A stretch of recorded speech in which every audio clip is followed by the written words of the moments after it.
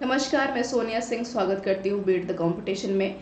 इस वीडियो में हम कुल मिलाकर 4 पॉइंट्स के बारे में डिस्कस करेंगे और ये 4 पॉइंट बिल्कुल शॉर्टलिस्टेड मैंने किए हैं। आपने जो सारे के सारे उन वीडियोस के नीचे कमेंट किए हैं जहाँ पर मैंने आपको जो है कट ऑफ के बारे में, स्कोर कार्ड्स के बारे में या कहीं ना कहीं इंटरव्यू की प्रिपरेशन के दौरान कौन कौन सी बातों का ध्यान रखना है, ये सारी चीज़ें मैंने डिस्कस की हुई हैं। तो मैंने इन 4 पॉइंट को शॉर्टलिस्टेड किया है। हम इन्हीं 4 पॉइंट्स को डिस्कस करते हुए एक कंक्लूजन के ऊपर पहुंचेंगे, निष्कर्ष के ऊपर पहुंचेंगे। और ये 4 के 4 पॉइंट आपके खास तौर पर उन सभी कैंडिडेट से जुड़े हुए हैं जो कि केवीएस के पेपर को दे चुके हैं और आगामी आने वाले कुछ दिनों तक अपने परिणामों के इंतज़ार में हैं। तो पहला सवाल जो आपकी तरफ से आ रहा है कि रिवाइज्ड आंसर की कब तक आएगी, और दूसरा सवाल आपकी तरफ से आ रहा है कि रिवाइज्ड आंसर की आने के बाद क्या मार्क्स बढ़ेंगे हमारे। और तीसरा सवाल जो आप लोग मेरे से पूछ रहे हैं कि यहाँ पर भाई हम इस पर्टिकुलर कैटेगरी से बिलोंग करते हैं, हमने ऑफिशियल की से मैच किया है, हमारे इतने मार्क्स हैं, तो क्या हमें इंटरव्यू की तैयारी करनी चाहिए। और चौथा जो सबसे इम्पोर्टेंट क्वेश्चन आपकी तरफ से आया है वो है कि इंटरव्यू में शॉर्टलिस्टेड कितने कट ऑफ वाले बच्चों को रखा जाएगा और हमारा सेफ स्कोर क्या है, हम कैसे सेफ जोन में खुद को रख सकते हैं और हमें क्या आगे जो है कि इंटरव्यू के बारे में सोचना चाहिए, तैयारी करनी चाहिए कि नहीं करनी चाहिए। तो स्टार्ट करते हैं। देखिए, पहला आपका मैं अगर बात करूँ रिवाइज्ड आंसर की के बारे में, तो रिवाइज्ड आंसर की को आने में कम से कम अगर मैं देखूँ तो 7 से 8 दिन का समय यहाँ पर आपके हाथ में रहेगा। तो 10 तारीख हमारी लास्ट डेट थी, तो हम 16 से लेके 17 ऑफ मार्च तक उम्मीद कर सकते हैं कि रिवाइज्ड आंसर की आपके हाथ में है रहेगी। और रिवाइज्ड आंसर की के थ्रू बिल्कुल आप ये अब जान पाएंगे पक्के तरीके से कि भाई जिन जिन क्वेश्चंस को आपने चैलेंज किया था उसमें केवीएस ने आपको उसको सही ठहराया है कि नहीं ठहराया है, और अब ये भी जान पाएंगे कितने मार्क्स आपके वहाँ पर बढ़ेंगे।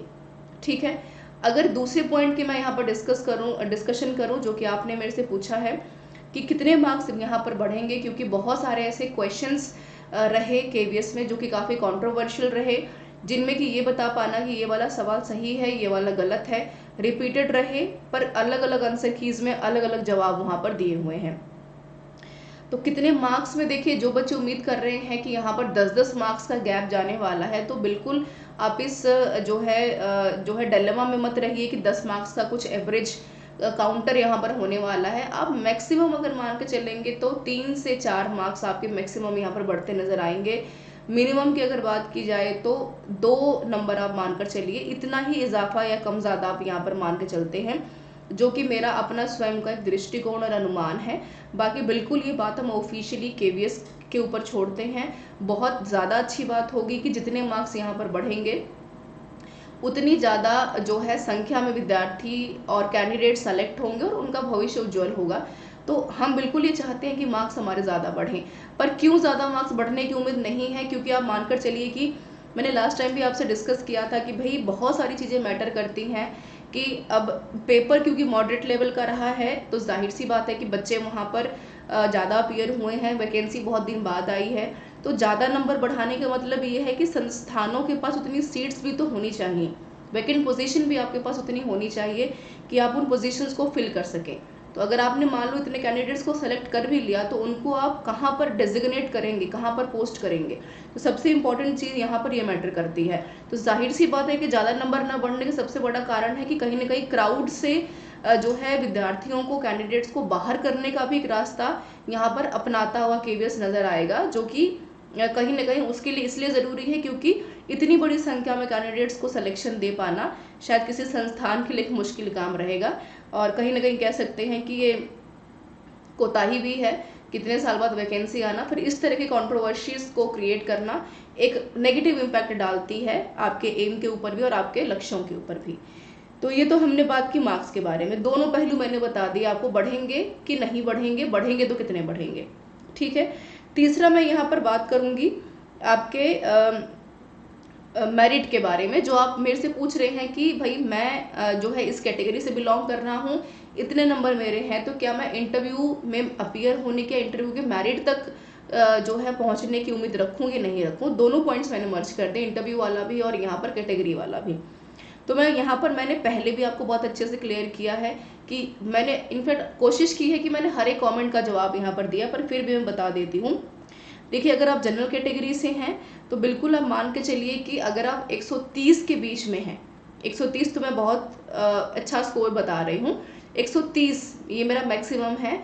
मिनिमम अगर आप मान के चलिए तो 120 118 भी आप मानकर चल सकते हैं, लेकिन मैं यहाँ पर एक टोटल सेफ स्कोर की बात कर रही हूँ। तो अगर आपका 130 से 100 प्लस है तो आप बिना किसी चीज़ के ऊपर ध्यान दिए, जनरल कैटेगरी की मैं यहाँ पर बात कर रही हूँ, इंटरव्यू की तैयारी शुरू कर दीजिए, क्योंकि आपके लिए टफ टास्क रहेगा इंटरव्यू में अपीयर होना। क्योंकि 130 स्कोर काफ़ी बच्चों ने किया है, तो उन सारे के सारे कैंडिडेट्स में आप क्यों यूनिक हैं इंटरव्यूअर्स के लिए, ये बताना आपके लिए एक मुश्किल काम रहेगा।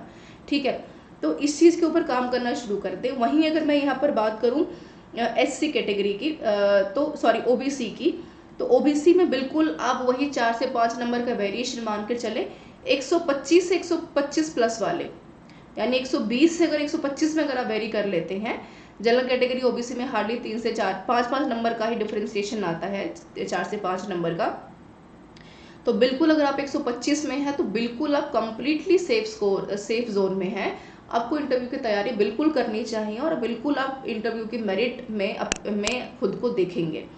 मैं यहाँ पर अगर नेक्स्ट बात करूँ SC शेड्यूल कास्ट की, तो बिल्कुल यहाँ पर 122 नंबर की मैं यहाँ पर कोशिश कह रही हूँ कि 122 तो कम से कम आपको यहाँ पर प्लस लेकर चलने हैं।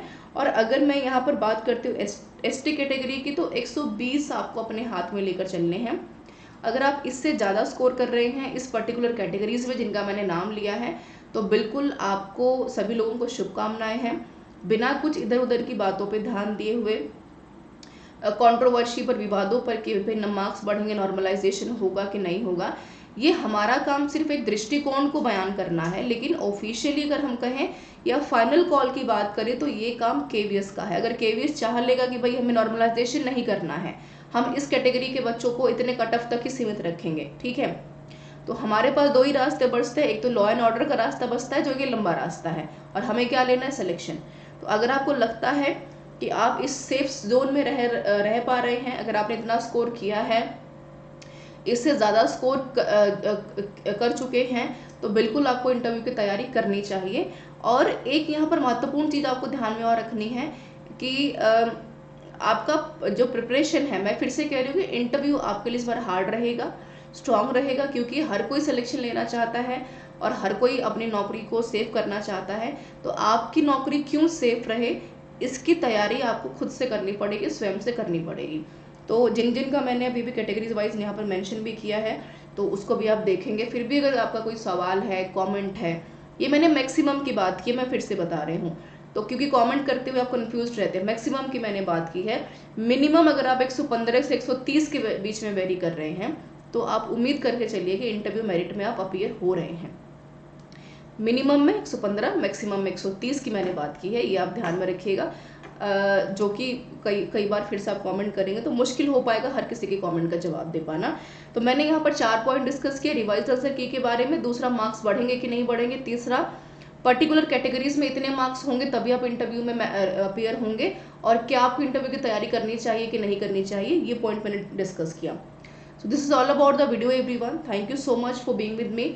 उम्मीद करती हूँ कि आप सभी लोग इस वीडियो को शेयर करेंगे, लाइक करेंगे, और अगर फिर भी अगर आपका कोई कमेंट है तो ज़रूर बताइएगा। मैं कोशिश करूँगी कि मैं उसके ऊपर एक बेहतर जवाब दे पाऊँ और आपको सही रास्ते पर कम से कम गाइडलाइंस के द्वारा आपको बता पाऊँगी कि आपके लिए सही क्या है और आपके लिए गलत क्या है। बहुत बहुत शुभकामनाएं आप सभी लोगों को, और मिलेंगे नेक्स्ट वीडियो में कुछ नई चीज़ों के साथ। Thank you so much for being with me.